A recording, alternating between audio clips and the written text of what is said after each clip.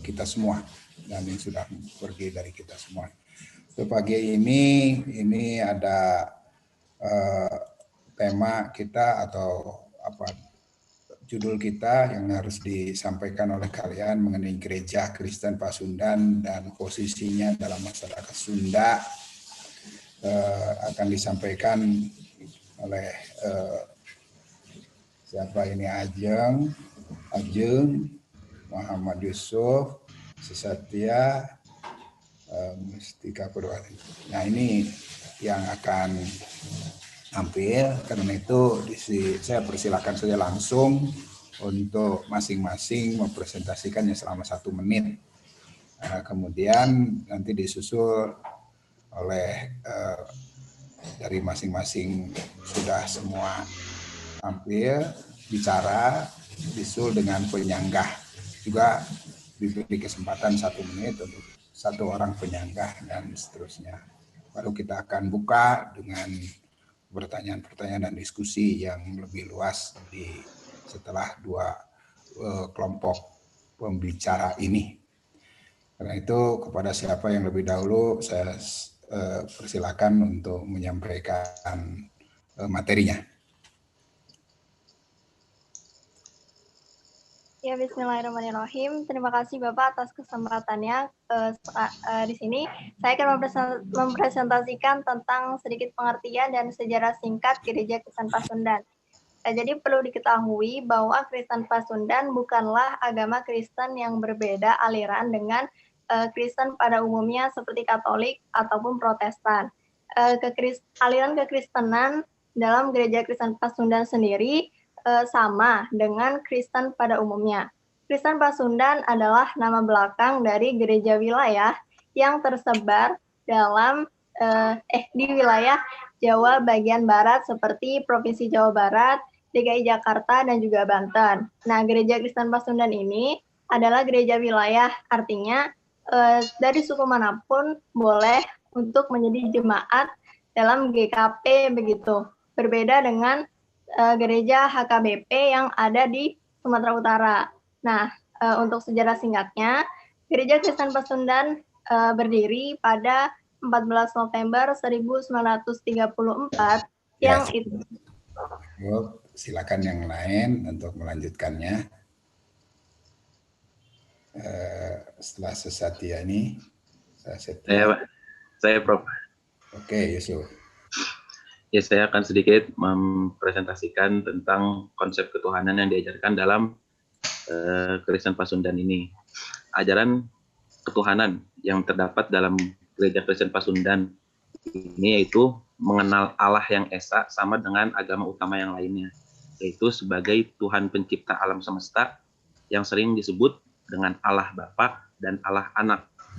Tetapi bukan dimaknai bahwa Allah itu beranak, tapi wujud kehadiran Allah di muka bumi ini menjadi manusia untuk menyelamatkan manusia yang berlumuran dosa. Maka Allah itulah yang sering disebut dengan Yesus, dan kemudian kehadirannya disebut dengan Roh Kudus. Maka itulah konsep ketuhanan yang diajarkan dalam Gereja Kristen Pasundan ini, yang mereka pahami dalam konsep ketuhanan mereka. Sekian. Ya, terima kasih. Ada 2 lagi yang belum, Ajeng. Ya, siapa yang lebih dahulu, silakan.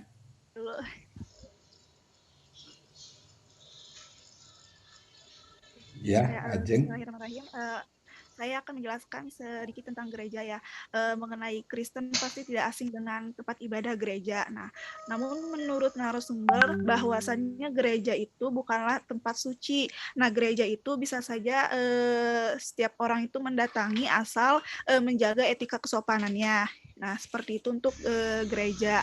Nah, untuk kitab suci tersendiri, bahwasannya di Kristen itu kitab suci itu hanya sebagai petunjuk. Nah, jika kita membaca kitab suci itu tidak mendapatkan pahala seperti kita membaca Al-Quran, kan kita mendapat pahala, sedangkan di Kristen itu membaca kitab suci itu hanya sebagai pedoman atau petunjuk. Nah, baru agar kita mendapat pahala itu adalah kita melakukan hal-hal baik di kehidupan kita, seperti itu.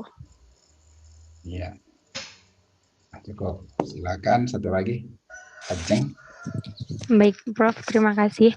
Nah, ini pada hari akhir. Nah, hari akhir itu kan pasti akan datang ya, tanda-tandanya banyak orang yang berbuat jahat. Jika ada yang meramal tepat hari kiamat itu kapan, nah itu bohong.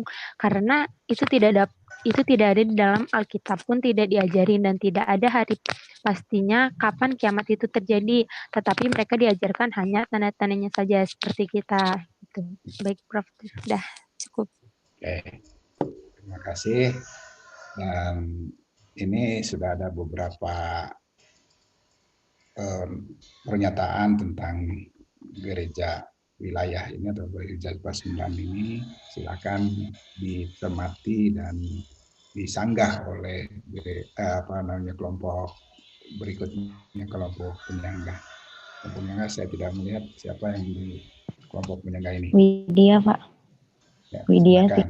Oh ya. Ya. Kalau ini mau menyanggah dari pernyataan yang di makalah itu kan ada statement kalau pada hakikatnya dosa manusia itu ditanggung oleh manusia itu sendiri, yaitu tapi di lain statement lagi itu dinyatakan kalau misalkan nanti Yesus itu turun untuk menghapus dosa, untuk menanggung dosa-dosa yang ada di manusia. Nah, kalau menurut Widi ini satu hal yang kontradiksi kayak gitu ya antara statement 1 dengan statement 2 di mana katanya ditanggung sendiri dosanya, tapi di statement yang lain itu malah ditanggung sama Yesusnya itu sendiri. Maksudnya Allah mengirim Yesus untuk menebus dosa-dosa manusia. Akhirnya kan ini kayak, lah akhirnya siapa yang tanggung jawab atas dosa-dosa yang dibuat oleh manusia itu? Kayak gitu. Terima kasih, Pak. Ya, oke. Selanjutnya siapa? Coba tuliskan di sini ya. Sudah saya panggil. Silakan berikutnya. Ini ada selain Widya, Cindy, silakan Cindy. Atau ya Cindy, silakan. Kalau di sini di Makaka ada pernyataan bahwa awal dibentuknya GKP ini itu agar si umat Kristiani, masyarakat ini kan mempunyai ikatan dengan budaya atau kearifan lokalnya sendiri gitu, yakni budaya Sunda gitu. Tapi yang tadi disebutkan bahwa GKP ini tuh bukanlah gereja wilayah, tapi gereja suku. Jadi suku apapun ya bisa menggunakan si GKP ini gitu. Jadi antara pernyataan 1 sama 2 tuh kayaknya nggak nyambung gitu. Udah sih Pak, gitu aja. Karena kan wilayah itu tempat yang kita tinggal ini. Sedangkan suku kan kayak asal kita tuh dari mana. Jadi kayaknya nggak setiap suku bisa menggunakan GKP gitu. Tetap aja orang Sunda dan memang yang memiliki budaya asli suku Sunda yang bisa menggunakan si GKP ini gitu. Kayak gitu. Oke. Silakan berikutnya Saudara Aris Apasipo. Silakan.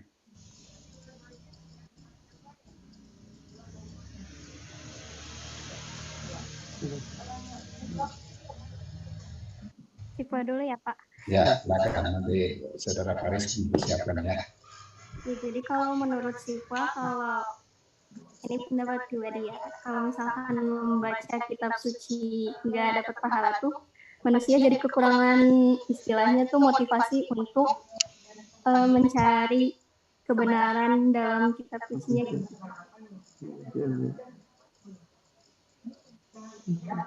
Ya, silakan Saudara Faris, Muhammad Faris, untuk melanjutkannya.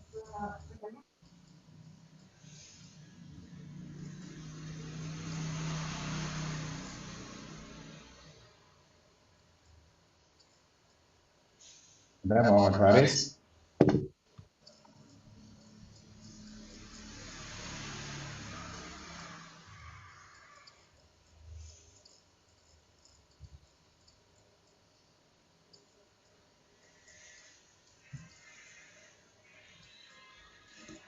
Nampaknya tidak ada di ruangan kita ya.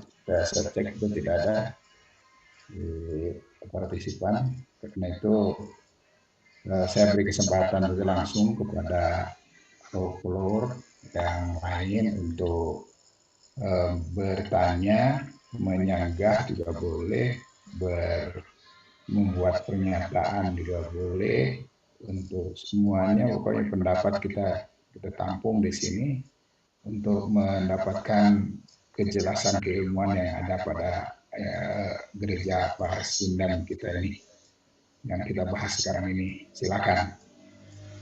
Kalau tidak sempat boleh ditanya di apa namanya di chat ya. Ini ada Muhammad Naufal mau bertanya, silakan Muhammad Naufal.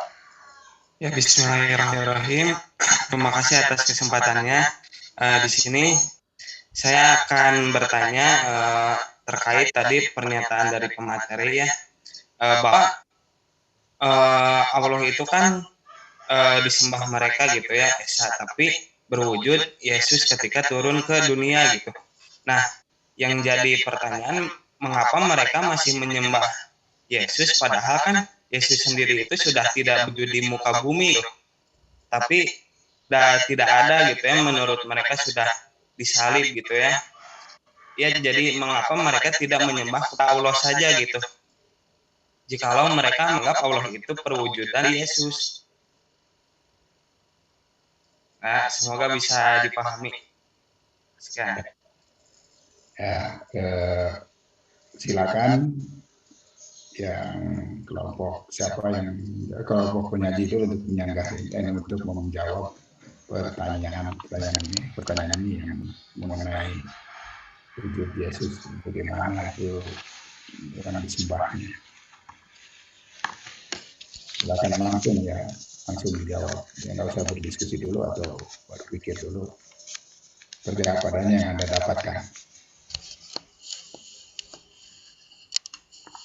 Ya, izin menjawab. Jadi untuk saudara Naufal, mengapa Yesus masih disembah padahal mereka tahu kalau Yesus itu sudah disalib gitu. Karena bagi ajaran Kristen tentunya Yesus ini adalah perwujudan dari Allah sendiri begitu. Jadi kayak mereka tuh menyembah Allah, itu intinya mereka tuh menyembah Allah sebagai Tuhan yang Maha Esa, seperti itu sebenarnya. Namun dalam pemahaman mereka sendiri, Allah ini punya 3 perwujudan seperti itu. Jadi ada Allah Bapa gitu yang sama bersifat gaib gitu, kita nggak tahu. Kemudian perwujudan sebagai manusia untuk menebus dosa-dosa manusia itu sebagai Yesus. Terus dan juga ada satu lagi Roh Kudus seperti itu. Ya. Barangkali ada yang lainnya dari Ajeng, Yusuf, Satya, ini yang jawab. Yang lain jawabnya. Kita kan punya ya yang disampaikan sama Yusuf dulu aja. Sebenarnya disampaikan udah sama Saset itu udah apa benar ya. Jadi yang disembah itu sebenarnya bukan Yesus itu jadi perwujudan Allah itu mewujudkan diri sebagai Yesus gitu di muka bumi. Jadi sebenarnya menyembahnya tetap Allah karena ada 3 perwujudan itu tiga perwujudan itu, maka Yesus itu juga bisa dibilang disembah gitu. Tapi sebenarnya yang disembah itu adalah Allahnya itu. Seperti itu. Ya. Ajeng. Ya, baik, Prof. Ya, sebenarnya maka yang dituhankan oleh umat Kristen sebenarnya adalah Allah gitu. Karena dalam ajaran Kristen itu berwujud Allah dan berwujud manusia, atau yang biasa kita kenal yaitu sebagai Yesus. Dan Allah itu 100% Allah dan 100% manusia gitu. Ya, oke. Satu lagi mau jawab? Ajeng? Ya Pak, sebenarnya sudah terwakilkan. Oke, masih ada atau dari penyangga? Dari penyangga, Widya, Cindy, Faris, Iva. Boleh Rembuk untuk memberikan penjelasan di sini. Ini menarik, ini sangat menarik ya untuk kita gali. Karena kita jadi tahu apa yang terjadi sebenarnya setelah digali oleh kelompok peneliti itu ternyata seperti itu. Jadi ada kemiripan dengan agama lain, ada kesamaan dengan agama lain, ada perbedaannya juga mungkin. Nah, ini akan seperti apa gitu. Silakan, nggak ada. Yang mau bertanya menulis saja di sinilah seperti Muhammad Naufal itu ya. Boleh sekalian dengan pertanyaannya atau nanti pertanyaannya dengan lisan atau penyangahannya dengan lisan. Ya. Boleh disampaikan oleh kalian. Sebab di sini nih menariknya begini nih agama ini. Kita punya tahu ada agama itu adalah semuanya juga ada simbol. Tapi ada yang disimbolkan untuk dijadikan oleh agama itu turun ke dunia. Gitu. Nah, makanya di dalam agama Nasrani ini, di Pasundan ini menyimbolkan Yesus turun ke bumi sebagai Tuhan, gitu. Turun ke buminya sebagai Tuhan. Ini simbolnya begitu. Itu yang tadi saya tangkap dari para peneliti ya. Peneliti itu kan realitas apa adanya mereka mendapatkan yang dari narasumber aslinya. Kayaknya kita kalau seperti ini kita misalkan akan menjadi lebih mengenal, mungkin mencintai makhluk Allah yang lain yang berbeda pendapat. Jangan kita hanya mencintai makhluk Allah yang sama pendapatnya saja. Nah, boleh. Siapa yang bicara silakan. Kalau bertanya lagi juga bagus.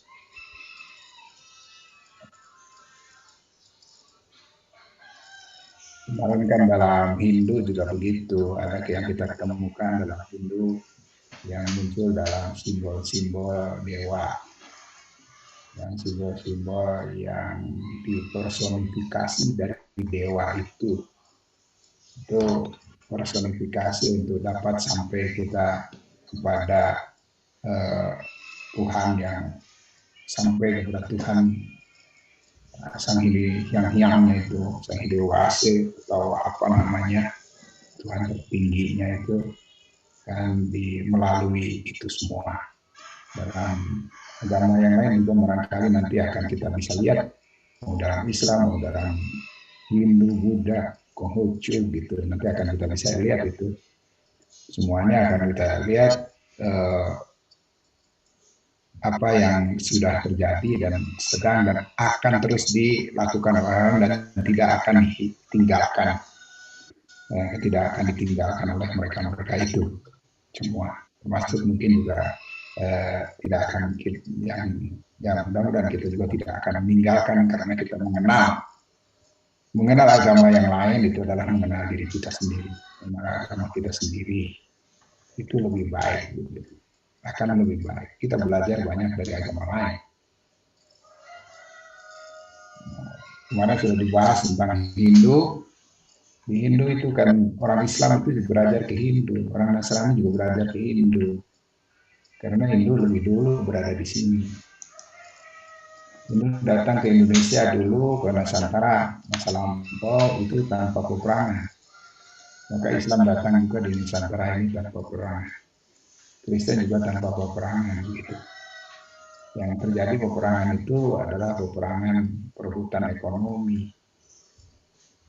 Yang namanya penjajah itu kan perebutan ekonomi. Karena itu mungkin muncul di dalam jiwa tertentu yang sesuai dengan orang Sunda, sesuainya dengan agamanya sekarang yang dibahas dengan budaya Sunda itu menyeraplah di budaya orang Sundanya GKP ini. Jadi menurut karena yang saya tahu saja gitu, saya belum meneliti lebih dalam. Apapun itu dengan di GKP itu digunakan budaya Sunda nih, Pak Sunda nih. Mau lagunya, mau gamelannya, mau budaya kesehariannya, tampaknya begitu. Boleh itu ditanyakan oleh Anda semua kenapa? Boleh ditanyakan. Yang saya jelaskan ini, karena saya mau menunggu aja ini yang mau jawab bertanya. Kalau tidak ada yang bertanya gitu, saya akan menunjuk ke beberapa orang lah yang ada di sini, mau yang paling atas ya atau paling tengah. saya akan menunjuk Anda, karena itu semuanya harus siap ditunjuk untuk bertanya. Dan mungkin juga nanti siap ditunjuk untuk menjawab. Saya menemukan nama ini di tengah dengan M, ya di tempat yang ada M ini, Mindawati. So, Anda di sini sudah hadir, dan karena itu Anda boleh muncul di sini, silakan bicara dan bertanya. Saya beri kesempatan secara langsung bertanya dan atau berpendapat, boleh juga. Mindawati.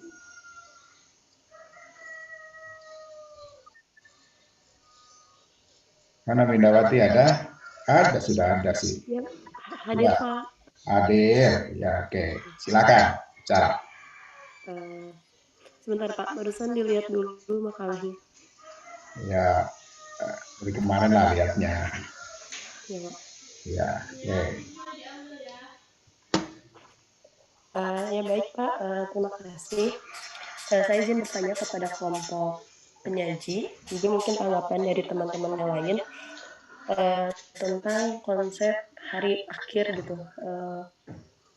Itu seperti apa dan akan masuk kemana orang-orang yang taat beribadah dalam agama Kristen gitu. Ya gitu sih Prof. Jadi maksudnya hari akhirnya seperti apa dan untuk balasannya seperti apa? Apakah untuk orang yang taat beribadah kemana nanti balasannya seperti apa, dan untuk yang kurang taat beribadah itu seperti apa? Terima kasih. Ya, silakan siapa yang akan menjawab di antara para penyaji berdahulu. Izin menjawab. Ya, silakan. Nah, konsep hari akhir yang diajarkan dalam agama Kristen nih. Hari akhir akan datang seperti pencuri di malam hari, yaitu tidak ada yang tahu kapan datangnya. Hal ini diajarkan di dalam Alkitab. Tidak ada yang tahu satupun manusia tentang kapan adanya hari kiamat. Nah, manusia hanya diberi ciri-ciri di dalam Alkitab berupa banyaknya kerusakan, bencana alam, banyak orang yang berbuat keburukan, dan lain sebagainya.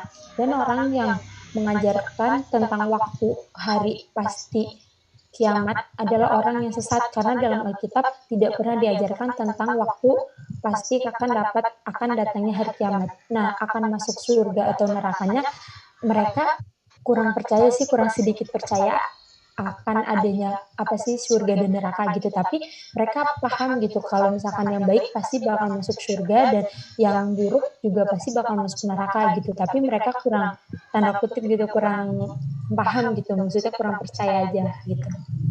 Kasih Bro. Ya. Yang lain Yusuf tadi mau bicara.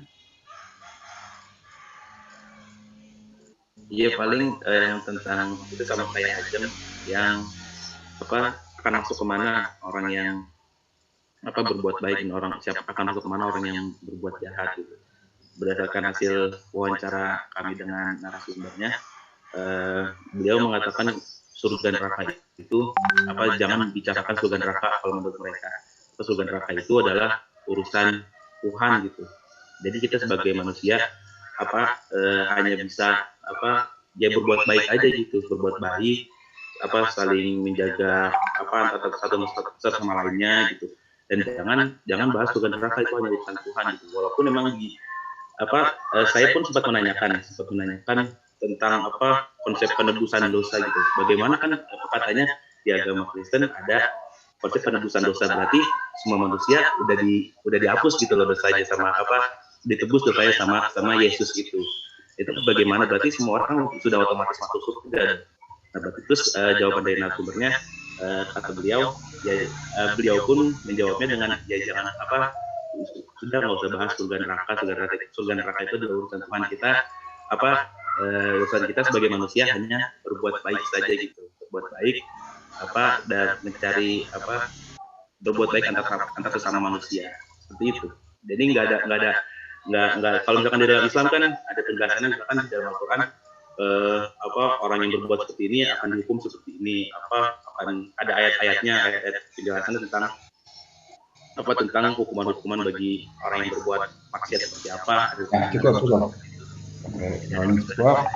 kecuali kalau dari yang lain ya akan yang lain ada kaset Ya Prof, ingin menambahkan kalau untuk konsep hari akhir sudah dijelaskan oleh teman-teman sebelumnya, tapi ini ke komponen pertanyaan mengenai orang yang taat dan kurang taat. Nah, dalam kekristenan sendiri, dalam Kristen Pasundan ini gitu ya, orang yang taat dan tidak taat itu bukan dinilai dari seberapa sering dia ibadah di gereja atau pokoknya ibadah yang apa ya, kalau di kita tuh kayak ibadah kayak sholat kayak gitu-gitunya, bukan dilihat dari itu, tapi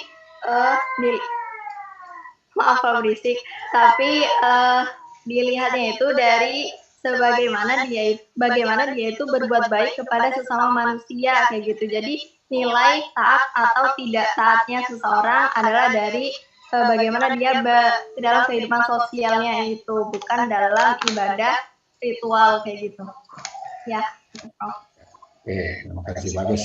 Jawabannya bagus sekali. Dan ada yang bertanya lagi, ini dari Indonesia, boleh Anda baca di situ di chat pertanyaannya mengenai perwujudan Tuhan turun ke bumi ini.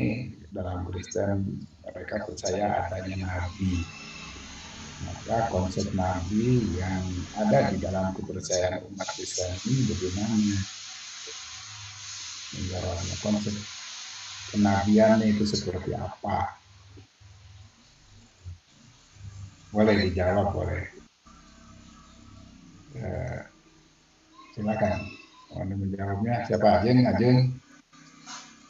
Yusuf.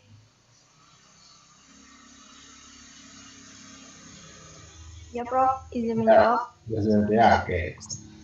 Kalau untuk konsep kenabian, benar bahwa orang Kristen juga mempercayai bahwa adanya nabi, terutama orang pertama yang diciptakan, manusia pertama yang diciptakan, atau Nabi Adam gitu ya, mereka sama mempercayai bahwa Nabi Adamlah nabi yang pertama diciptakan untuk kemudian turun ke bumi dan akhirnya beranak gitu ya, beranak pinak gitu. Dan jadilah kita semua ada di sini. Kemudian yang membedakan sih sebenarnya lebih ke kalau iya benar-benar. Nah pokoknya yang lebih membedakan konsep kenabian di antara Kristen dengan Islam, mudahnya kita memahami adalah mereka tidak mempercayai adanya Nabi Muhammad sebagai Nabi terakhir begitu. Jadi kalau untuk kayak Nabi Adam di Alkitab mereka itu ada juga gitu. Oke. Masih ada yang perlu dibicarakan oleh Saudara Yusuf atau Ajeng? Cukup, Prof. Cukup saja. Ya, Ajeng cukup, Ajeng belum cukup itu. Cukup, Pak, cukup. Yusuf belum cukup ya. Yusuf. Cukup, Prof, cukup. Oh, kalau cukup terus langsung puas. Ya, oke. Ini jadi kita sebenarnya tahu ya apa yang sebenarnya terjadi di agama mereka itu ternyata bisa kita pelajari bagus gitu ya kita sendiri. Oke, agama lain juga sama. Agama lain kalau soal urusan surga neraka yang surga Tuhan, kita jangan ikut campur. Nggak bisa kita memasukkan orang ke neraka walaupun pelacur gitu. Walaupun ya berbuat baiklah, itu Islam sekali itu. Kalau berbuat baiklah, kita berbuat baik kepada manusia, itu kayaknya tampaklah kebenaran dalam Islam itu ada di dalam kebenaran mereka. Gitu. Tidak dilihat dari seberapa seringnya ke masjid, gitu, ke gereja, ke pura, gitu, ke wihara, bukan itu yang menjadikan orang baik itu. Coba pergi ke semua ke tempat-tempat itu sekarang terlarang seakan-akan begitu atau terhalangi oleh protokol kesehatan. Nah, adanya di rumah Tuhan itu ternyata bisa begitu tidak ditemukan oleh mereka di situ. Nah, ini kan benang merah yang menghubungkan agama-agama ya, yang benang merah yang menghubungkan kita hanya seringkali barangkali salah salah sangka kepada yang lain. Tapi mari kita salah sangka itu dihilangkan, kemudian menghadap kepada Tuhan kita, kepada agama kita, ternyata ada dalam ajaran agama lain. Ini perlu dipertanyakan juga. Bahkan mungkin Nabi Adam itu sendiri yang mereka katakan Nabi itu kan tampak kepercayaan kalian juga sama di situ. Dan ucapan mereka juga begitu. Ini siapa yang mau nanya lagi di sini? Ada yang bertanya lagi ya? Baru Nisa, belum ada yang ke bawahnya lagi nih. Belum ada yang. Atau kalau tulis nama saja juga boleh saya bertanya seperti ini Pak Hanata Harahap itu yang mau bertanya tuh. Nah, saya kelewat aku tadi. Ya. Iya Prof. Ya. Bismillah. Jadi saya izin bertanya, tapi tadi kayaknya jawaban saya sudah terjawab ya dari Saudara Yusuf. Jadi pertanyaan saya ini seperti ini Prof. Apakah ada tingkatan surga dan neraka dalam agama Kristen? Dan kalau misalnya pun ada dalam agama Kristen, neraka itu ada, apa gunanya? Sedangkan dosa-dosa orang Kristen itu pun sudah ditanggung oleh yang disebut Tuhannya itu, Prof. Jadi di situ saya ingin bertanya itu, Prof. Ya, silakan jawab. Sudah ada yang mendapatkannya dari narasumber yang di KP, silakan. Siapa dulu?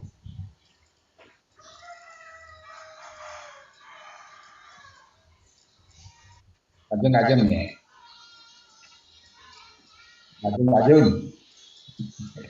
Ya Bapak, yang pertanyaan dari Parahan atas sebenarnya sudah terjawab ya, bahwasannya surga dan neraka itu adalah urusan Tuhan. Kita sebagai manusia hanya berbuat baik pada sesama manusia, seperti itu sih. Jadi kita tidak tahu ada tingkatan surga atau nerakanya gitu, tidak tahu karena itu memang urusan Tuhan gitu.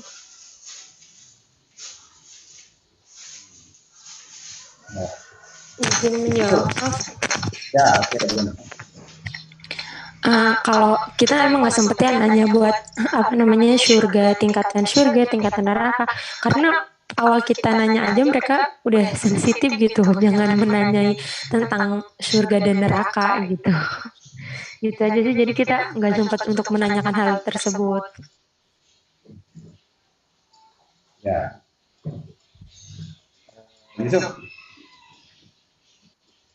Yusuf tuh sudah umat kami begitu. Ya itu tuh sebenarnya udah pas kita wawancara itu yang saya dapat simpulkan itu agama Kristen itu sesederhana itu. Jadi pertama mereka dosanya sudah ditebus gitu, ada yang penyalipan itu sudah ditebus. Dan kemudian ya ketika kita berbuat baik dan berbuat baik kepada sama manusia gitu, maka itu udah bisa mengatakan kita ke surga gitu. Enggak sesederhana itu. Jadi ya tadinya kita mau menanyakan pertanyaan misalkan kayak hukum seperti ini apa, jadi nggak sempat tertanyakan karena konsep agama mereka itu sesederhana. Jadi kita berbuat baik kita akan masuk surga gitu. Nggak dinilai dari seberapa sering kita beribadah ke gereja dan seterusnya. Dengan hanya berbuat baik pun itu sebagai bentuk ibadah kita kepada Tuhan, seperti itu. Jadi nggak ada hukum ini kayak misalkan di Islam hukum riba seperti apa atau hukum apa, itu mereka nggak mengatur sedetail agama Islam seperti itu yang saya tangkap dari hasil wawancara kemarin. Oke. Saya bicara. Ya, untuk yang lainnya sih sudah cukup terwakilkan dari teman-teman, karena kalau pendetanya sendiri gitu ya, narasumber kita ketika kami wawancara tentang konsep akhirat seperti itu, dijawabnya kayak ya itu tuh sesuatu yang tidak jelas kayak gitu. Jadi jangankan tingkatannya, tapi untuk surga seperti apa dan neraka seperti apa itu mereka benar-benar menyerahkan pemahaman itu pada Tuhan gitu. Jadi berbeda mungkin kalau dalam Islam kita mengenal beberapa ya kayak ada surga Firdaus, ada neraka Sakor seperti itu kan. Tapi kalau dalam Kekristenan tidak, saya tidak mengenal itu. Ya, oke. Sebenarnya kalau di dalam Alkitabnya sih ada ya, ada Eden kan, yang lainnya juga ada surga saja, ada begitu. Tapi mereka memang bagusnya yang harus dicontoh oleh orang Muslim. Kayaknya jangan terlalu turut campur dengan urusan Tuhan. Tapi kita yang banyak bicara tentang itu kemudian bisa dengan mudah mengeksekusi orang seperti Tuhan. Nah ini yang harus kita pelajari. Eksekusi orang seperti Tuhan yang mau eksekusi. Nah itu ketawaduan para narasumber kayaknya memang benar ya. Harus tawadu seperti itulah bagi kaum. Kalau sensitif memang sensitif di situ. Orang juga ada yang marah karena dimasukkan ke neraka di waktu di dunia gitu oleh orang lain, atau dituduh sesat di dunia, kan marah. Itu memang hal-hal yang sepertinya akhlaknya harus sensitif dalam meraba hati orang lain yang tersinggung begitu. Itu hanya tidak disebut saja bahwa itu akhlak yang baik bagi mereka. Tapi saya melihat ini adalah detail-detailnya dari hati nurani yang tulus begitu tuh kata, kalau urusan Tuhan bukan urusan kita. Gitu. Sepertinya begitu itu urusan Tuhan, urusan kita, urusan kenabian kadang-kadang juga begitu. Urusan-urusan. Nah kita yang harus kita laksanakan itu urusan duniawi. Memang kita berada di alam duniawi. Urusan rohani itu adalah urusan yang lain. Hanya kita akan pasti punya pengalaman untuk menuju ke arah sana. Saya melihat ini ada saudara Al-Faris Muhammad Al-Faris akan bertanya ya, silakan. Ya, Bismillahirrahmanirrahim. Izin bertanya kepada materi. Sebelumnya saya mohon maaf gitu ya, kalau misalkan pertanyaan saya ini udah ditanyakan sebelumnya.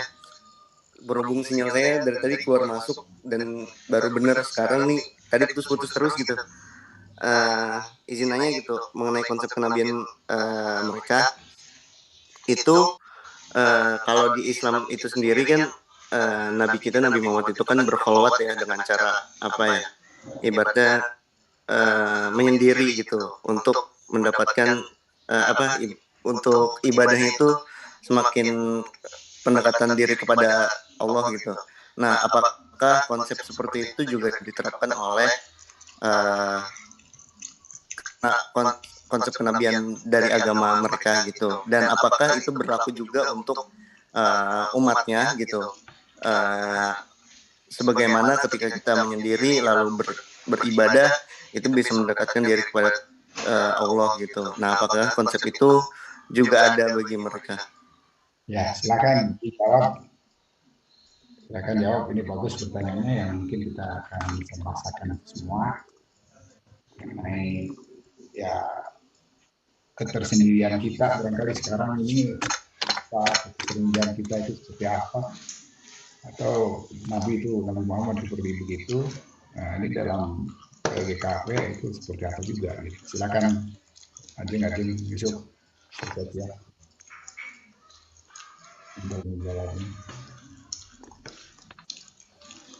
Ya mungkin ketika kita menyendiri kalau dalam bisa mendekatkan diri kita kepada Allah Subhanahu Wa Taala. Kalau misalkan dari hasil wawancara kita kemarin pada narasumbernya, ketika kita menanyakan hal itu juga hal yang seperti kita tanyakan,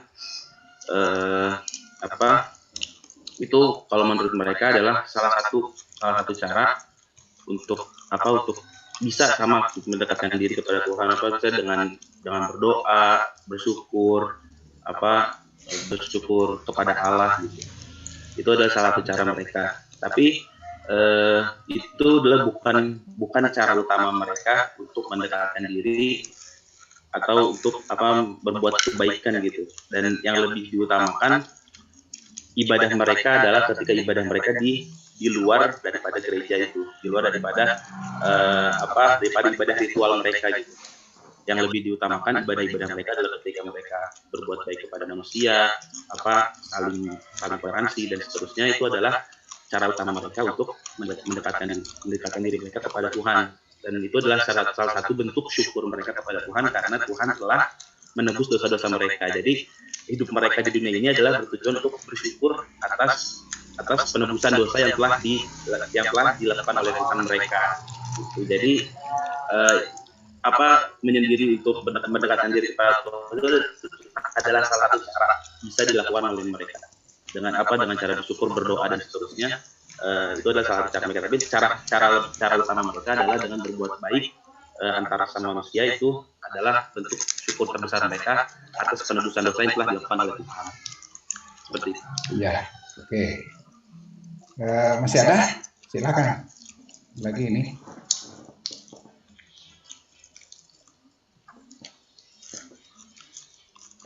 Silakan Silmi kayak ya Silmi ya sekarang. Alvaris juga tadi sekarang Silmi yang mau bertanya. Oke. Iya baik Prof. Terima kasih banyak untuk kesempatannya. Izin bertanya kan seperti yang sudah dipaparkan sih sebetulnya dalam makalahnya gitu terkait kewajiban seorang anak gitu yang mesti beribadah gitu kan kalau dalam Islam itu sendiri itu setelah memasuki usia balik gitu mereka harus sholat dan segala macam gitu. Terus kan kalau untuk umat Kristiani itu di sini dijelaskan sekitaran umur 17 tahun. Terus kan dalam Kristen itu dikenal istilah baptis itu loh gitu. Nah tapi yang saya ketahui juga gitu kalau yang namanya orang mau dibaptis atau enggak tuh kayak sesiapnya mereka gitu, kayak belum soalnya pernah punya gitu teman Kristen juga tapi nggak sempat nanya-nanya lebih jauh gitu, tapi kayak coba nanya Ari ya maksudnya kamu udah dibaptis apa belum gitu, belum karena gini karena belum siap aja katanya. Nah memangnya yang teman-teman ketahui gitu terkait baptis tersebut ada nggak sih perbedaan gitu kayak beban yang maksudnya kayak tanggung jawab seseorang umat Kristiani yang sudah dibaptis dan belum dibaptis gitu. Terima kasih. Ya silakan. Ada yang jawab? Biasa jengkol digorengnya tapi apinya yang kecilnya. Goreng 3 biji lah.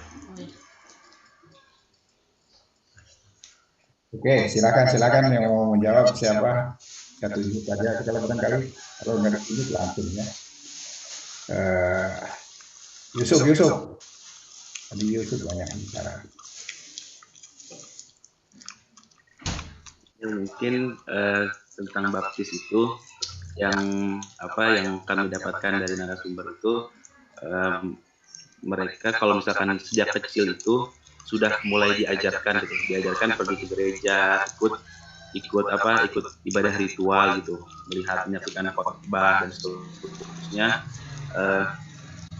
Dan untuk pembaptisan di umur 17 itu sebenarnya bukan pasti harus 17 tahun harus dibaptis gitu, enggak, tapi kalau kata narasumber itu ya standarnya sih biasanya di umur ketika kita memiliki KTP gitu, udah ibarat kata udah bisa membedakan lah yang benar dan yang salah yang mana gitu, udah bisa terlihat lebih dewasa gitu dan udah siap untuk kalau kata narasumber itu pengakuan di depan jamaah gereja bahwa orang itu telah benar-benar masuk Kristen gitu, telah benar-benar percaya akan kekristenannya gitu. Jadi umur 17 itu bukan umur pasti harus benar-benar dibaptis di umur segitu, tapi emang di umur segitu umur standar lah. Jadi ibarat kata kita umur punya KTP 17 tahun ya itu umur yang dimana kita udah bisa membedain mana yang benar dan mana yang salah. Tapi dari kecil mereka sudah diajarkan diajarkan pergi ke gereja, terus ada kelas khusus buat anak-anaknya gitu, kelas kelas belajar tentang keagamaan Kristen itu, sampai pada akhirnya nanti ketika mereka sudah tidak bisa gitu, sudah bisa agama ini udah bagus, baru ketika mereka siap, mereka ada namanya kalau kata narasumbernya pengakuan di depan jamaat di gereja seperti itu. Saset barangkali. Iya Bapak. Jadi untuk menambahkan aja terkait bagaimana setelah mereka itu dibaptis begitu. Setuju ya dengan Saudara Yusuf bahwa 17 tahun itu bukan patokan yang harus gitu. Jadi nah tapi kenapa kok mungkin tadi temannya sampai bilang belum siap untuk dibaptis? Karena ada tanggung jawab yang gimana sih harus diemban gitu ketika seorang Kristen itu sudah dibaptis, yaitu dia itu harus mengikuti pengajaran dan juga mengikuti persekutuan, artinya dalam jemaat yang dalam gereja gitu. Itu tuh mereka udah benar-benar ya udah jadi orang Kristen yang sesungguhnya. Nah kalau misalnya sebelum mereka itu dibaptis, mereka masih boleh untuk menentukan arah mereka itu mau kemana sih, mau jadi Kristen kah atau mau bagaimana gitu. Nah, mungkin gitu. Oke, terima kasih. Satu orang lagi. Ajeng.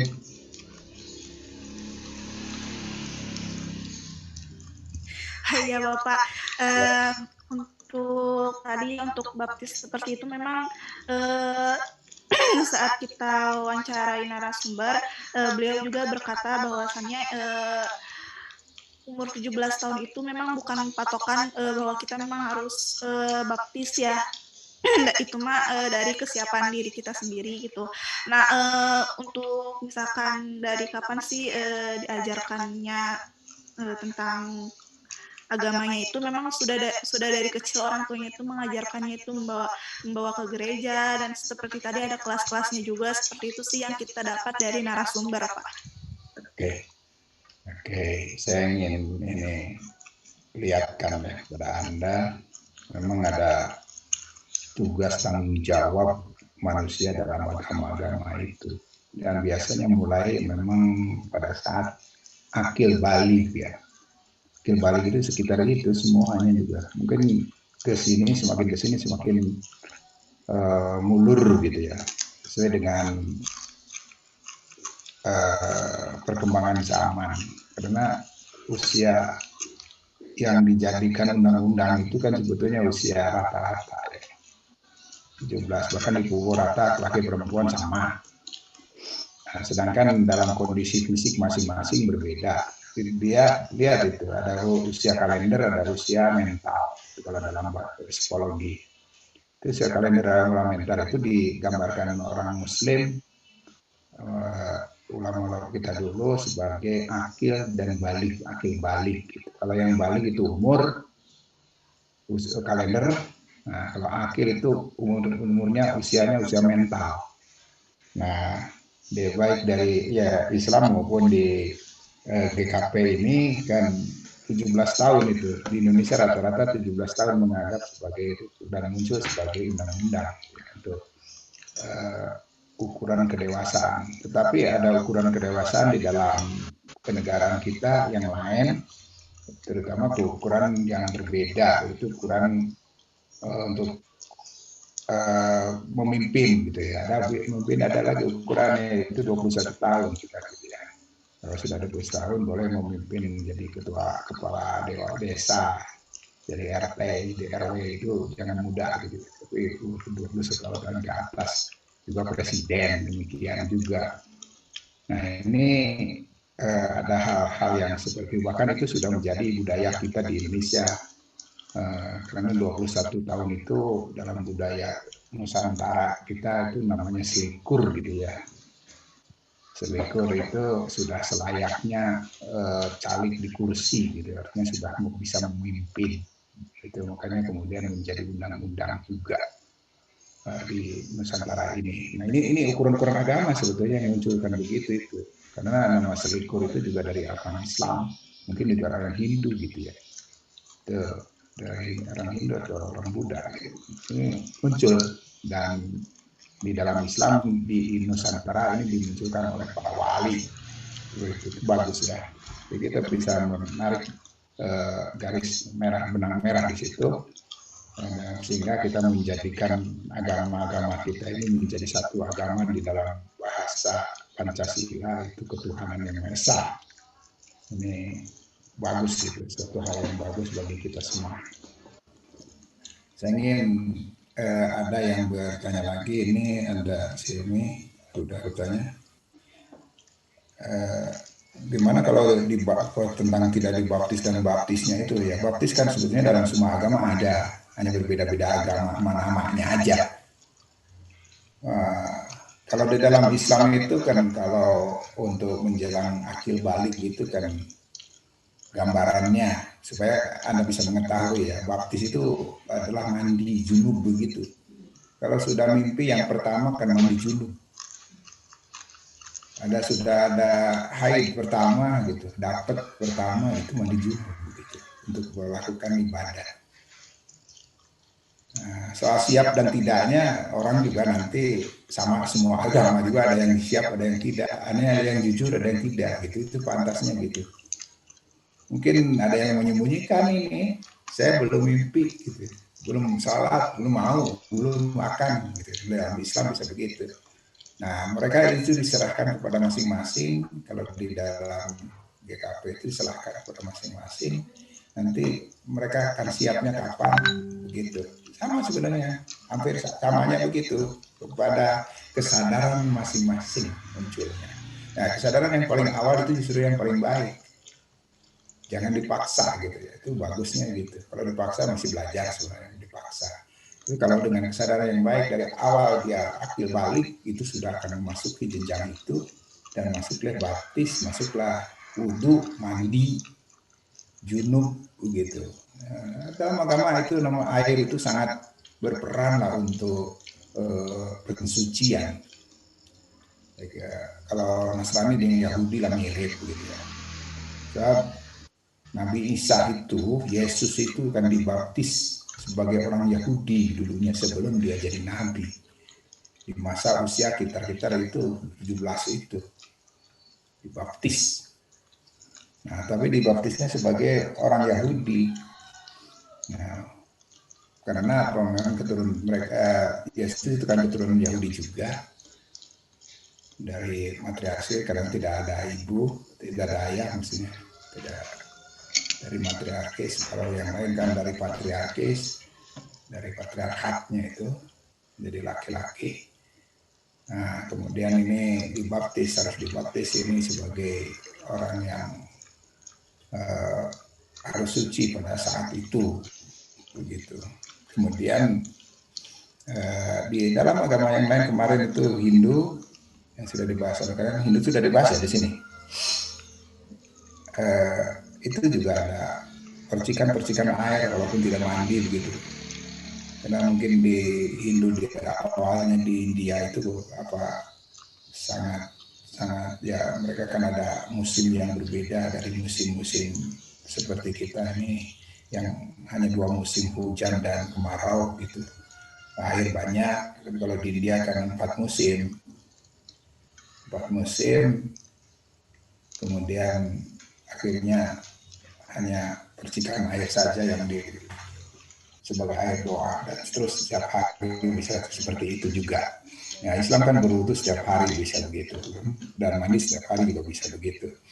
Nah, ini sama seperti kata puasa, kata zikir, kata khalwat, kata unsilah, itu dalam Islam begitu, tapi dalam bahasa agama yang lain adalah samadi, semedi, puasa, poso, meditasi, ada perenungan, ada kontemplasi, ada tapa. Nabi Muhammad melakukan itu semua hanya dengan bahasanya adalah bahasa Arab. Bahasa Arab yang digunakan oleh Nabi Muhammad. Nah, kalau bahasanya bahasa Ibrani, nah, bahasa Eropa, begitu kemudian bahasa India, bahasa Asia, itu hanya membedakan itu bahasanya saja untuk sampai ke arah sana. Nah, sudah ada yang mau bertanya lagi di situ, tanyalah di chat itu ya. Kalau tidak saya akan menunjuk lagi orang untuk bertanya. Saya ingin nunjuk sekarang Alfi Rizky Mumtaz.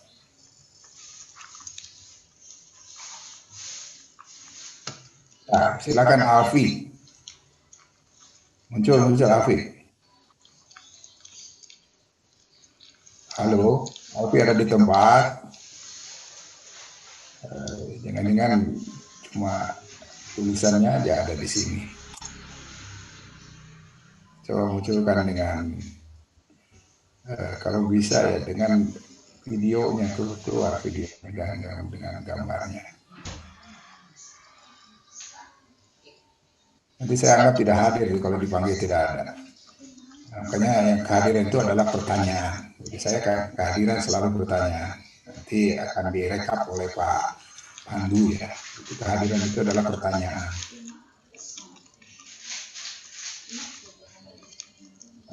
Ada itu Afi.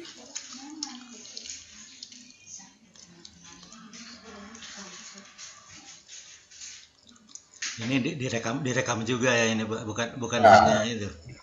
Direkam abadi. Saya akan baca juga serahkan kepada pertanyaan-pertanyaan yang lain. Harus siap. Yang lain. Saya lihat itu siapa ini? Shirley bertanya, Shirley Agustin. Apa hadir? Ya hadir, ya itu tadi sudah tidak hadir satu tuh. Ya silakan bertanya, sudah hadir tuh harus bertanya. Izin bertanya, mungkin tentang itu ya tempat suci.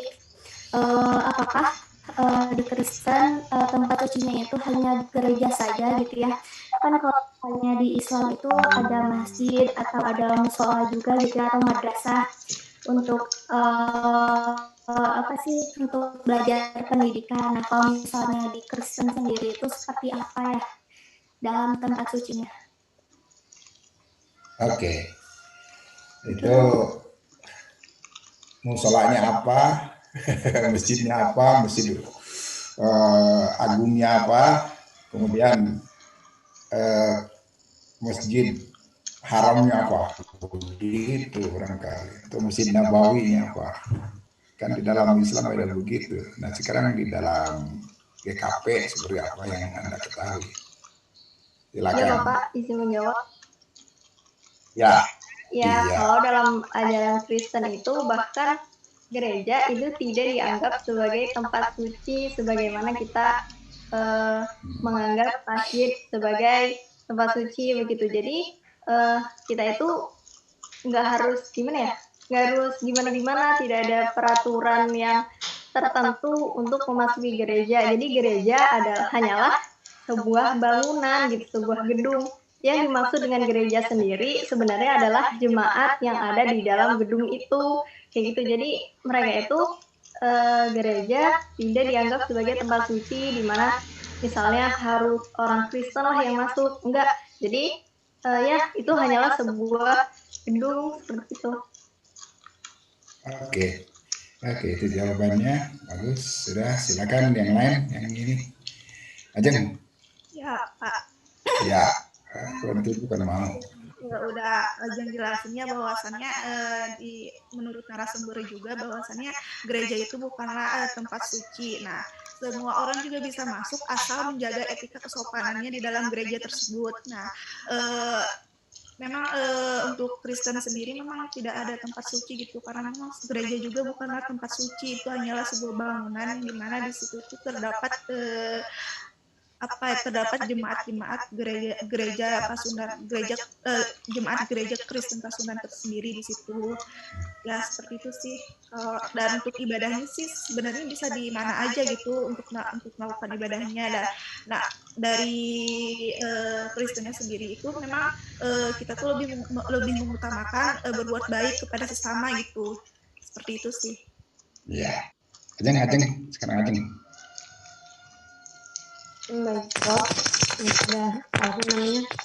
Yang gereja ya. Nah, gereja bukanlah tempat yang suci bagi orang yang tertentu gitu. Siapa saja juga boleh masuk gitu ke dalamnya. Kemudian untuk ke gereja tuh hanya menjaga kesopanan di dalam gereja gitu, bukan berarti gereja itu bukan berarti gereja itu tempat yang suci gitu, sehingga di dalam ajaran agama Kristen sebenarnya diperbolehkan bagi siapa saja untuk masuk ke gereja gitu, Prof. Ada tingkatannya nggak? Tidak ada tingkatannya. Tidak ada, bukan. Kalau katedral itu apa? Ada gereja kecil, ada gereja katedral, ada gereja.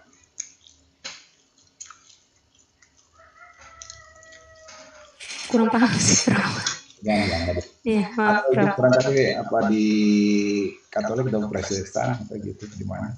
Tapi kayaknya Katolik ya, yang ada begitu. Ada yang bisa jawab nggak? Atau yang di Protestan bisa jawab barangkali?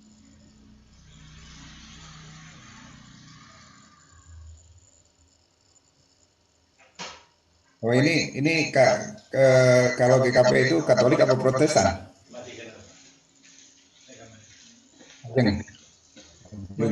Yusuf.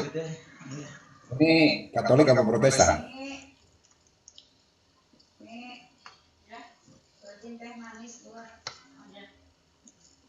Kalau HKBP kan Protestan ya, tidak Katolik. Itu sama-sama gereja wilayah. Tapi kalau GKP ini Katolik apa Protestan? Ini kalau waktu itu sempat baca-baca di internet mah klasifikasinya masuk ke Protestan, Prof. Oh, masuk ke Protestan. Jadi tidak ada katedral ya, benar. Kalau gitu tidak ada katedral. Katedral itu kan di Katolik ya. Oke. Jadi kita lebih tahu lagi sekarang. Nah, itu perlunya kita mengenal, maka kemudian kita bisa mencintai mereka. Ada yang bertanya lagi? Coba sini ada yang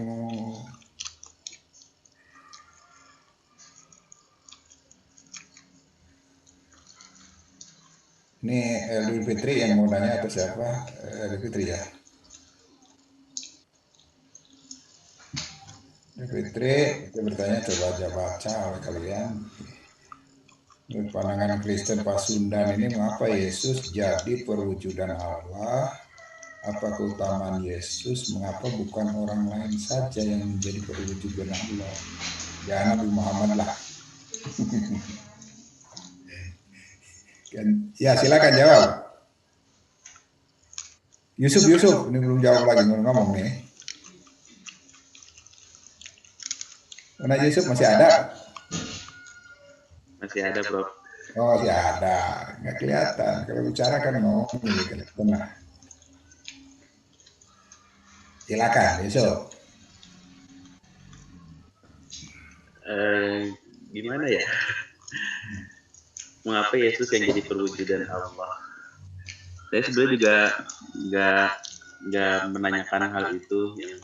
Yang saya tanyakan ya, yang saya tahu ya cuma itu apa?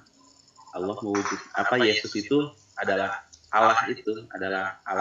Jadinya Yesus itu sebenarnya Allah itu. Jadinya nggak tahu kenapa Yesusnya itu perwujudan. Kenapa Yesus yang jadi perwujudan Allah?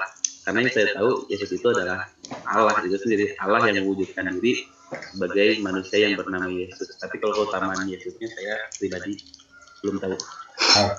Ajeng. Selesai.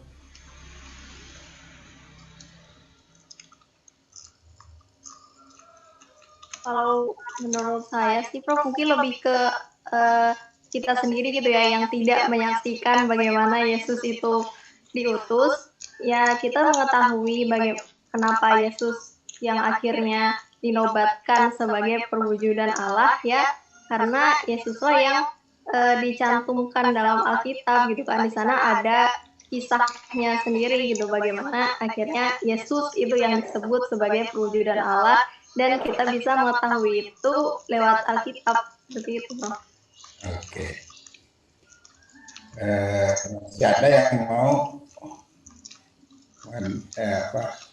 ya kita lihat yang semua bertanya lagi barangkali lah gitu ya. Tadi Elvi Fitri sudah, ini yang melanjutkan nanti dulu ya. Lanjutkan, ada yang mau melanjutkan pertanyaan, nggak usah nanti dulu. Widya, keluar dia, bukan apa. Ini Melda bertanya nih. Melda, pendeta Kristen Pasundan ini boleh menikah? Karena yang saya dapatkan film-film juga di internet, pendeta tidak boleh menikah, terutama Kristen Katolik. Nah, gimana ini jawabannya? Coba Ajeng dulu.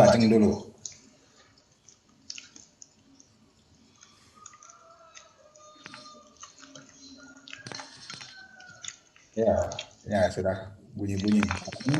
Silakan. Setahu aku kalau misalkan pendeta itu nggak boleh menikah ya gitu, karena apa ya? Karena kan menjaga kesuciannya gitu, Prof. Kurang paham juga sih, Prof. Maaf. Ya. Terus Yesus menikah nggak?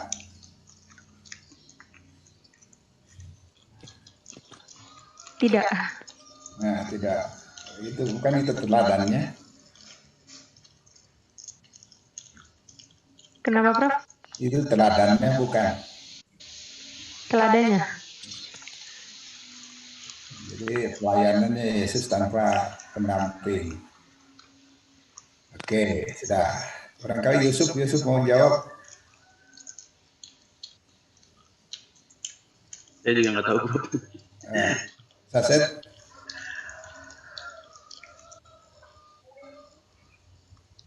Oh, kayaknya Saset itu apa sinyalnya nggak bagus ya. Siapa lagi? Nah, kalau enggak kita lanjutkan lagi. Atau saya yang berikan sedikit ya untuk kalian, karena ini sudah 8.20, ini sudah selesai lah kita pertanyaannya. 8.40 kita akan segera keluar lagi dari ini. Saya akan memberikan penjelasan mengenai hal-hal yang belum diberikan oleh kalian.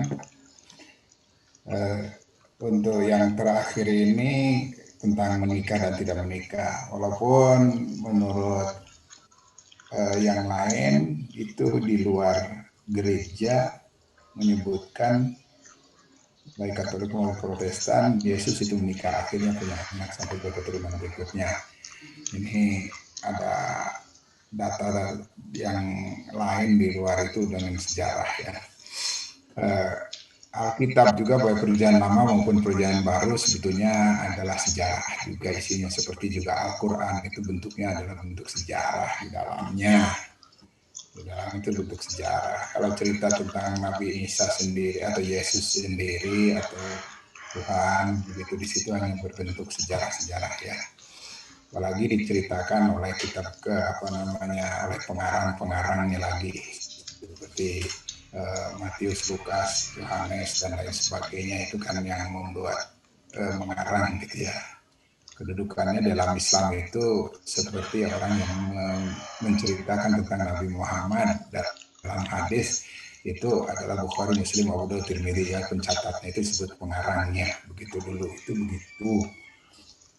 Nah ini jadi ada hal yang begitu. Sedangkan firman Allahnya sendiri, kalau Allah yang berfirman yang berkata langsung, maka kemudian itu adalah yang seperti Al-Qurannya itu, karena ada Allah gitu yang berfirman.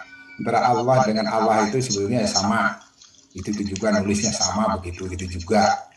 Jadi tidak ada perbedaan sebenarnya. Yang membedakan itu hanya lidah saja, karena Kristen Katolik yang ada di Nusantara ini kan belajarnya dari Eropa. Sebenarnya orang-orang Kristen di Timur Tengah itu adalah kalau yang orang Arab ya Arab ngomongnya Allah itu ya sama aja itu juga. Karena menyebutkan nama Allah itu harus terbuka mulutnya. Nah, kebanyakan orang Indonesia itu menyebutkan nama Allah itu mulutnya tidak terbuka, tertutup begitu. Itu seperti pakai domah. Lamnya itu jadi domah ya, seperti Muhammad dan Muhammad gitu. Jadi harusnya sih berbaris fathah Allah lam, ada barisnya fathah la. Nah itu yang keren itu akan muncul sebagai A yang jelas sekali, karena ringannya itu kalau dimulai dengan kasrah lillah, bismillah, itu tidak bismillah gitu, bismillah, tidak sulit sekali untuk mengatakan itu bismillah. Nah, Allah itu, saya juga pernah dikritik oleh orang Arab di Damaskus. Saat kuliah saya itu, saya mengucapkan nama Allah itu seperti orang Sunda, itu dia mengatakan buka mulutmu, itu kata dosen saya, itu buka mulutmu, iftah fama, alam maftuh, katanya. Lam itu berbaris fathah, fathah itu maftuh itu terbuka, lamnya jadi Allah. Nah, makanya tampaknya detailnya orang-orang Nasrani di Indonesia itu kebenaran dalam bahasa Arab yang berbaris fathahnya walaupun tidak berat begitu. Nah ini dia, jadi jangan terlalu salah sangka kemudian agamanya berbeda karena ucapannya berbeda gitu ya. Saya juga punya kawan-kawan yang beragama Nasrani di Timur Tengah, ya itu sama aja kalau mengucapkan dengan bahasa Arab sama seperti itu gitu ya. Ucapkan. Kemudian ada pengalaman saya dalam kehidupan saya untuk mengenal gereja-gereja ini, terutama gereja Pasundan gitu ya. Gereja Sunda atau ya Sunda ini gereja yang dekatlah dengan orang-orang Sunda gitu, dekat sekali dengan orang Sunda, karena itu nyanyiannya orang Sunda itu masuk ke gereja gitu ya, nyanyian gamelan, nyanyian ya persis orang Sunda gitu. Tapi orang Islam itu jarang ada, orang Islam juga sebetulnya yang Sunda begitu, pujian itu yang Sunda itu ada. Tapi orang gereja itu semuanya seperti gamelan ini juga masuk ke gereja, masuk. Apalagi kalau pernikahan begitu, bahkan upacara termasuk nyanyian gereja itu adalah nyanyian Sunda ya. Nyanyian Ibu Maria, Bunda Maria, Ibu. Itu lalu ya pakai gamelan, pakai cianjuran, pakai ya pokoknya itulah lagu-lagu Sunda, pakai buku, pakai mijil dan danggula gitu. Pakai kuku-kuku itu ya, mau Jawa mau Sunda ya kuku dipakai, seperti kinanti kuku itu ya, dan lain-lain itu dipakai di gereja. Saya pernah menghadiri sebuah pernikahan di gereja itu mungkin lebih lama ya daripada pernikahan orang Islam di masjid. Saya lihat begitu, saya ikut hadir di situ, kemudian sampai 3 jam itu, lama sekali sebetulnya. Saya pernah begitu di Kebun Kalapa ya, ada gereja di Jalan Abdul Muiz itu, bukan Abdul Muiz, Muhammad Toha yang kesana itu, Muhammad Toha itu ada gereja di situ. Saya diundang ke sana, saya juga ya karena sebagai ungkapan simpati lah gitu terhadap atau ya karena undangan pernikahan ya saya hadiri gitu, saya hadiri. Nah, ini kalau dalam Islam itu juga sebetulnya waktu turunnya surat Ali Imran, keluarga Imran itu kan keluarga orang Yahudi ya, karena Bani Israel, Ali Imran itu. Makanya Nabi Muhammad itu berdialog dengan Nasrani Yaman, dengan orang Kristen Yaman itu dari Najran di masjid Nabi Muhammad di Nabawi di Madinah pada saat setelah orang Muslim salat asar. Menurut pendeta Al-Masih, namanya Al-Masih dia, pendetanya Abdul Masih namanya, bukan Al-Masih, Abdul Masih. Nah Abdul Masih ini meminta izin supaya mereka dengan rombongannya yang sampai 60 orang itu bisa berkumpul di Masjid Nabi Muhammad untuk berdoa, untuk salat. Bahasanya sih Salun, mereka salat begitu ya, salun. Nah, bahasa salatnya gitu. Kemudian Nabi mengizinkannya mengizinkannya. Nah, ini luar biasa toleransinya di situ. Mengizinkannya, bahkan setelah itu berdialog dengan Nabi tentang ketuhanan yang tidak ada ujungnya sebenarnya. Tapi Nabi sangat toleran untuk mendapatkan memberikan kesempatan mereka untuk bicara itu. Makanya turunlah surat Al-Imran, Alif Lam Mim, la ilaha illa huwal hayyul qayyum, nazzala 'alaikal kitaba bil haqq, sadaqal lima baina yadayhi minat Taurat wal Injil, gitu ya. Itu ada tasdik Taurat dan Injil, musaddiqan lima baina yadayhi minat Taurat wal Injil. Nah, itu turun gitu. Ini menjadi hal yang begitu terjadi gitu, di kalangan ini. Boleh Anda baca itu, terutama di tafsir besar. Tafsir besar itu memuat yang sejarah-sejarah yang begitu ya.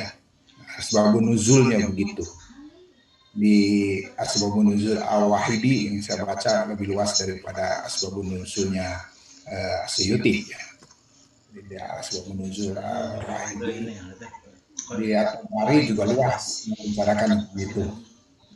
Oke. Nah, kemudian tiba saatnya, sekarang ini masih ada 8 menit ya, saya memperlihatkan teknis. Sekarang mengenai teknis itu adalah karya Anda semua. Ini saya sudah lihat, ini sudah tampak makalahnya di layar Anda. Saya sudah share. Ada kelihatan? Ada Pak. Oke, sudah ada. Coba Anda lihat abstrak. Abstrak itu 1 paragraf saja. Abstrak ini jangan berparagraf-paragraf, bos, yang besar lagi. Oke, ini ada berapa paragraf ini? Ada 3 paragraf. Jadi 1 paragraf saja, terdiri dari 5 komponen yang seperti saya sebutkan komponen di awal dulu, yaitu komponen pentingnya enggak. Bagaimana ini makalah ini atau kajian ini, penelitian ini pentingnya apa? Nah, boleh pentingnya dengan tujuan juga boleh sih sebenarnya, tapi penting tujuannya yang memang memperlihatkan keunggulan gitu ya, pentingnya. Kemudian yang kedua memperlihatkan keunggulan dari abstrak ini, dari apa penelitian ini, gitu kan. Anda meneliti kecil dari gereja di GKP, nah, apa unggulnya. Kemudian baru yang ketiga mengenai komponen ketiga adalah detailnya, walaupun singkat tapi detail ya, rincian dari proses penelitian itu yang namanya metodologi. Jadi rincian proses, metodologi itu adalah rincian proses. Kalau mewawancarai sebagai respondennya, Anda respondennya umurnya berapa, usia dari responden itu laki atau perempuan, itu yang menjadi narasumber Anda itu umurnya berapa gitu, dan laki atau perempuan. Jadi tergambar. Kalau tua kan tergambar pengalaman, dan kalau muda itu baru ilmiahnya yang mungkin bisa gitu. Nah, gereja kan biasanya juga harus berpendidikan paling bagus ya. Kalau pendeta itu kan pendidikannya bagus ya, bagus karena ada jenjang pendidikannya sendiri. Pendeta apa romo yang gitu, itu ada jenjang bahkan mungkin harus doktor gitu ya. Kalau mereka begitu, tidak seperti orang Muslim jadi ustadz itu siapa saja yang tidak pesantren juga jadi ustadz, asal bisa ngomong. Yang di gereja itu tidak ada yang begitu ya. Kemudian yang berikutnya adalah hasil itu hal yang Anda temukan berbeda dengan tulisan-tulisan lain atau dengan data tapi gambaran yang lain yang berbeda, itu hasil namanya. Hasil kesimpulan itu adalah ramuan kata-kata yang berbeda gitu ya. Kemudian terakhir itu adalah implementasi dari penelitian ini apa yang diperlukan dalam penelitian berikut umpamanya gitu. Di pendahuluan, saya sampai di sini saja nih saya menyebut. Di pendahuluan itu adalah hasil penelitian orang yang meneliti tentang gereja wilayah ini atau gereja suku, gereja negara. Ini kan tentang wilayah, suku atau negara. Nah, karena itu ada gereja yang Batak, yang itu kan sama-sama Protestan. Yang ini ada di jurnal internasional itu, ya makanya internasional. Kenapa saya katakan internasional? Karena memang dunia ilmiah sekarang terbuka secara internasional, bukan di Indonesia saja. Jadi Anda jangan mengutip, tidak mengutip apalagi dari hal yang lokal, gitu ya. Walaupun aktivitasnya lokal, tetapi harus berbau internasional. Artinya berbau internasional itu harus diangkat ke tingkat internasional. Nah, makanya ilmu terbuka. Yang Anda teliti ini lokal Sunda, tapi harus jadi internasional. Dan itu disimpannya dalam metodologi. Nanti, dalam metodologi. Terakhir, ini tulisan ini saya curigai ini bukan tulisan yang harus Anda tulis gitu, karena tidak menggunakan. Karena Anda juga mungkin nggak ngerti itu apa namanya ibid, object itu nggak ngerti, kayaknya itu dari tulisan lain yang masuk dalam ini gitu ya. So, jadi bisa jadi plagiat ini. Kenapa ini ada ibid object ya kan gitu, itu plagiat dari orang, karena di orang ada yang gininya. Padahal ibid object itu kan sebenarnya untuk cara menulis yang pakai, yang tidak menggunakan running note. Kalau yang gini itu running note ya, ini yang gini jadi running note itu, tapi yang footnote, maka menggunakan ini dicampur karena dari tempat lain jadi muncul yang gini. Padahal ibid itu nggak boleh ada ibid yang pertama. Kalau menulisnya gitu, tidak boleh ada ibid yang pertama. Ini ibid semua kan gitu. Itu ibid itu kalau sebelumnya ada yang dikutip dalam catatan kaki, yang dikutip tulisannya di catatan kaki, tapi buku dan halamannya sama, bisa jadi begitu. Buku dan halaman sama, kemudian baru begitu. Ini ibidnya nomor 1 semua, yang tidak bisa, tidak ada. Ibid kedua dari nomor 1. Jangan-jangan ibid berikutnya juga ada gitu, ibid ketiga, ibid semua. Nah, ini tidak benar itu ya.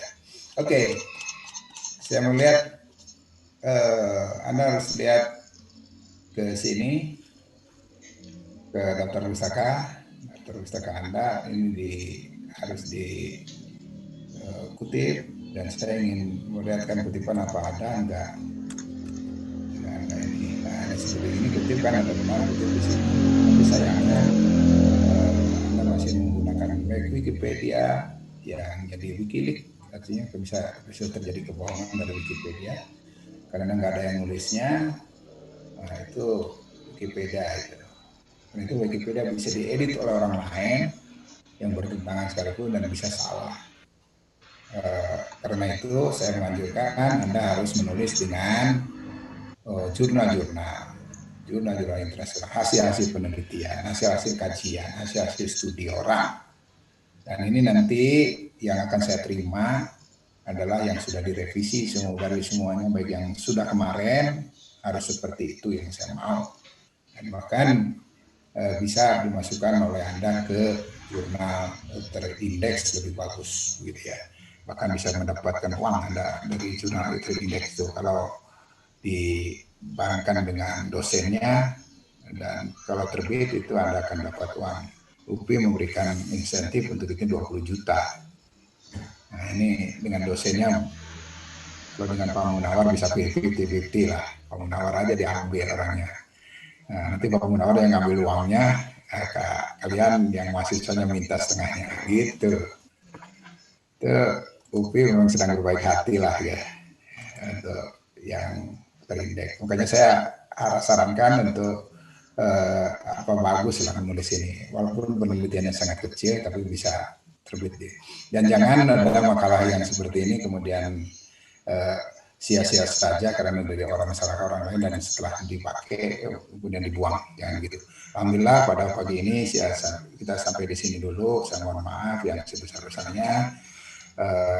Kita akan bertemu di minggu-minggu yang akan datang untuk kita lanjutkan diskusi kita dengan agama-agama lain dan persiapkanlah secara matang, terutama yang harus mempersiapkan itu adalah semuanya, yaitu mempersiapkan pertanyaan-pertanyaan dari makalah yang akan datang itu. Karena itu makalahnya diposting terlebih dahulu oleh Anda yang menjadi penyaji, kemudian penyanggah itu membuat catatan-catatan penyanggah dan diskusikan dulu di kelompok untuk bisa menyanggah secara bersama gitu. Jadi ada pemikiran bersama dan bagi-bagi apa yang harus disanggahnya itu.